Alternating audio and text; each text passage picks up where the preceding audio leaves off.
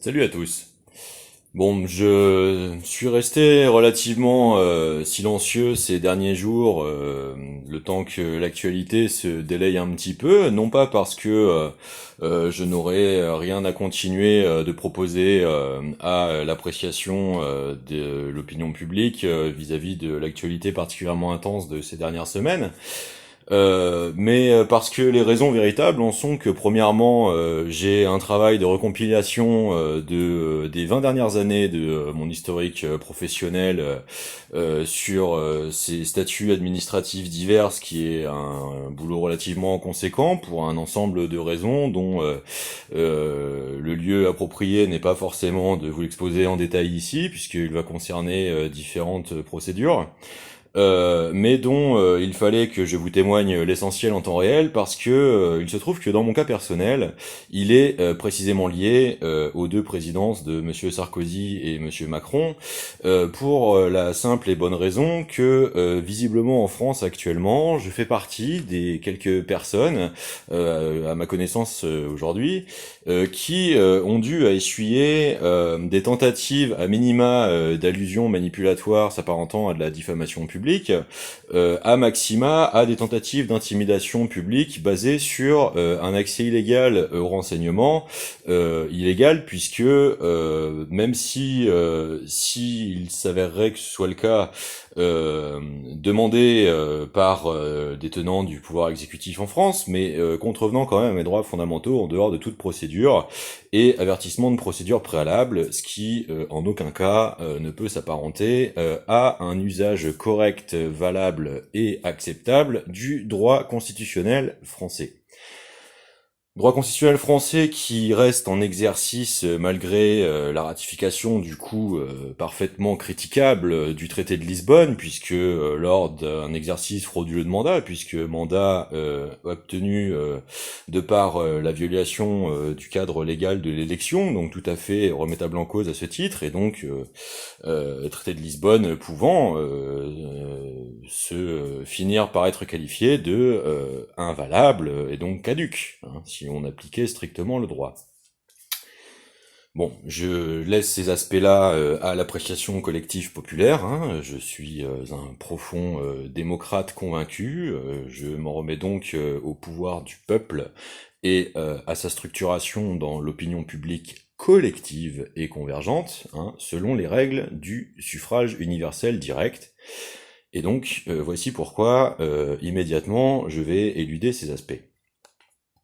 Euh, Reste justement quelques accointances de l'affaire qui me concerne, celle à laquelle M. Sarkozy a à répondre devant la justice, et l'instrumentalisation de celle-ci dans la médiasphère publique, pour quelques aspects.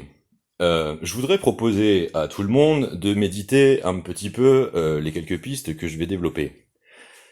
Il me semble surtout que dans le fond des choses, euh, ce dont il est réellement fait le procès à travers l'exemple de la figure publique de Monsieur Sarkozy relativement au type d'exercice du mandat qu'il a prétendu incarner avec tant de volontarisme, puisque je rappelle que cette information judiciaire qualifie surtout, pour une fois, ce qui je trouve personnellement salutaire, les intentionnalités.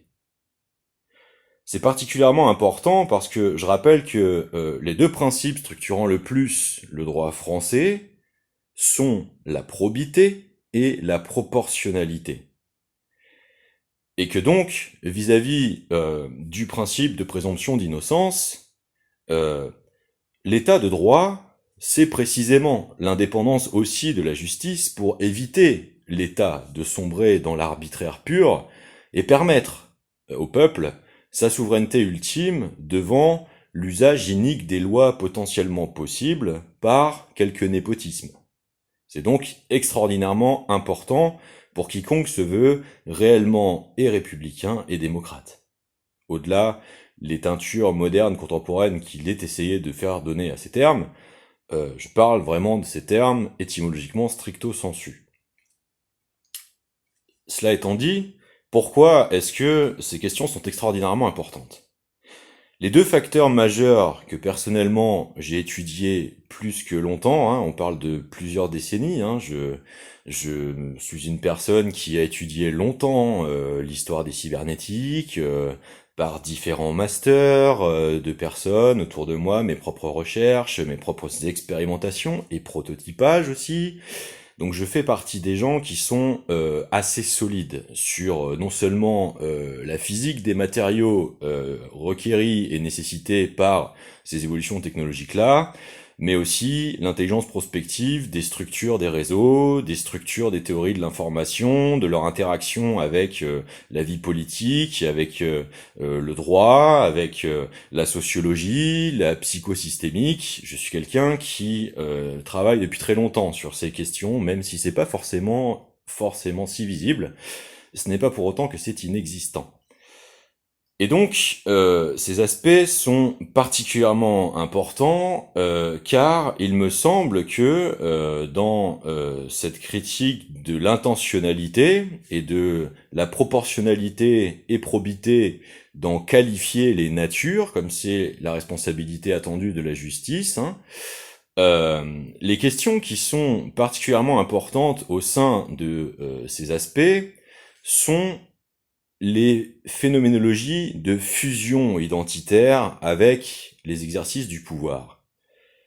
Le pouvoir n'est pas une identité fondamentalement. C'est une puissance d'arbitrage organisationnel. La naissance de l'essence du pouvoir statutaire en France tel que régi par les statuts actuels du droit sont bien délégatairement représentatifs et pas intrinsèquement représentatifs. C'est-à-dire que, encore une fois, le souverain suprême en France, c'est le peuple. C'est le peuple républicain.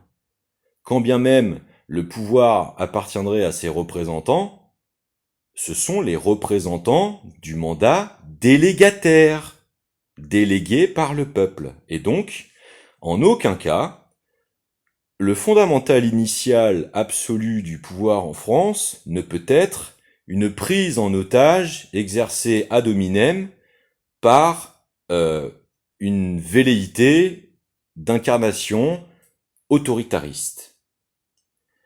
Et c'est précisément l'essence du sujet qui nous concerne ici. Le problème de la tentative de capture du pouvoir par un absolutisme identitaire quelconque, c'est qu'il ferait alors intervenir absolument, à mon sens, la notion de l'amalgame. Et donc, l'amalgame aurait donc ici une fonction de double visage, une fonction de bypass, comme on dit par exemple en énergétique, où l'amalgame d'un côté et l'autocratie de l'autre. Et que dans un rapport mimétique, projectif, mal abouti, avec trop peu de recul, trop intensément intériorisé, explique les obsessionnalités résiduelles d'acharnement, d'obsession à vouloir taire certains aspects. Parce que ce mimétisme implique systémiquement une antagonisation absolutiste, essentialiste des différentes parties, et continuerait de structurer le cadre de l'exercice international du pouvoir dans des ultra-polarisations et antagonisations qui deviendraient alors indépassables. Et donc, si l'on continuait de laisser dégénérer plus allant ces natures-là de dépréciation, détournement, dénaturation de la clarté pourtant statutaire des pouvoirs, alors nous irions de facto dans une intensification des tensions, et il me semble que c'est particulièrement cela qui l'est tenté d'être rappelé par la conscience d'elle-même de la justice actuelle à la personne de M. Sarkozy, tenant compte en temps réel des conséquences réelles de l'impunité systémique que M. Sarkozy a essayé, malgré ces efforts d'hyper-occupation de la représentation médiatique, de la systémique composée par tout cela, précisément dans ce but aussi occultatoire de continuer finalement de galvaniser ces zones de hors-champ, comme vient d'essayer de l'invoquer Monsieur Guénaud face à Monsieur Brengart, ce qui était particulièrement intéressant sous ce point. Mais est-ce que cela serait alors si constructif que ça, quand on y pense bien? Ce n'est pas ma position personnelle, et c'est pour ça que j'ose entamer ces différentes procédures. C'est pour ça que je tiens à vous en qualifier la nature de l'intention véritable de cette démarche, et que j'essaye de m'expliquer un petit peu sur la profondeur de la réflexion qui meut ces intentions de contestation publique à but bénéficiaire au commun. C'est hyper important pour moi parce que c'est ce qui anime véritablement mon rapport à toute cette situation depuis toutes ces années. Ce n'est pas seulement dans un rapport strictement personnel avec une déprédation quelconque. Je mets l'honneur de la vérité, de ma sincérité actuellement publiquement en jeu avant même le début de l'instruction de cette procédure, véritablement parce que en raison de sa qualité de prospective publique nécessaire à mon sens. Je continue d'essayer de m'expliquer un petit peu plus clairement. Le problème d'une capture vers un usage autoritariste faisant mine de ne pas y toucher à cause d'une tendance psychologique, si maintenu dans une situation d'impunité par une absence de confrontation publique, de légitimité souveraine tout aussi à minima égale, c'est qu'il, de facto, impose la politique du fait accompli, et, en tant qu'exerçant la mandature suprême d'un pays, a automatiquement une position de leadership, comme par exemple, essaye de l'évoquer avec tant de hargne, un président américain Donald Trump, par exemple. Mais c'est précisément la question de l'exemple initié par un type de leadership qui est en jeu. Et le problème, c'est que dans le cas français, nous constatons où cela finit.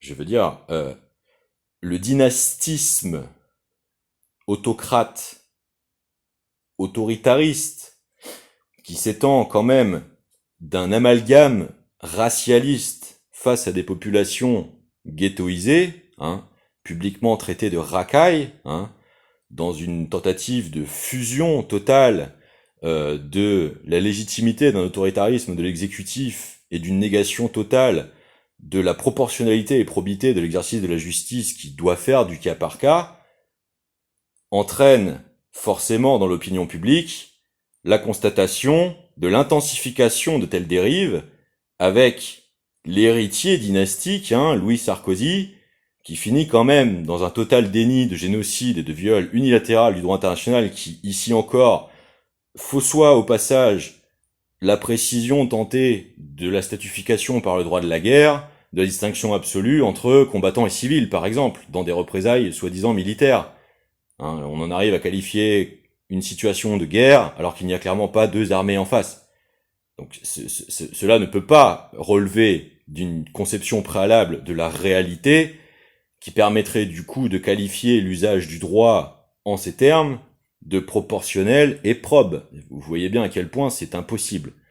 Et donc c'est pour ça que ces précisions sont nécessaires, car ce Louis Sarkozy, nous constatons tous, dans son accès facilité à la sphère publique de par la position de son père, le discours absolument indéfendable qu'il a tenté de néo-normaliser par cette autocratie autoritariste. C'est-à-dire qualifier une entreprise génocidaire de travail de l'humanité, cela relève précisément de une des pires perversités possibles qu'il soit. Je veux dire, c'est une inversion accusatoire totale de la charge de la preuve. Il ne peut en aucun cas être question de justice, et encore moins de justice humaine en ces termes. Vous voyez la contradiction majeure.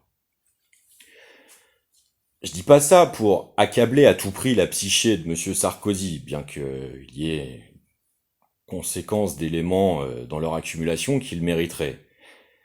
Mais c'est plutôt la conscientisation du problème que je cherche à stimuler par ces précisions.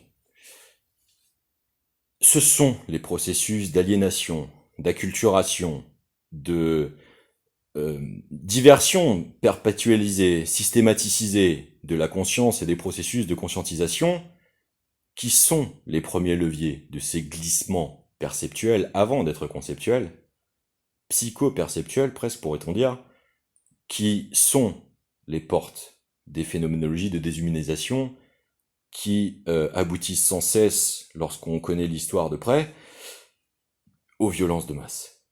C'est de cela que les peuples libres ne veulent pas, n'ont jamais voulu et ne voudront jamais. C'est ça qui est en jeu. C'est la racine même de la déshumanisation d'autrui dans sa phénoménologie.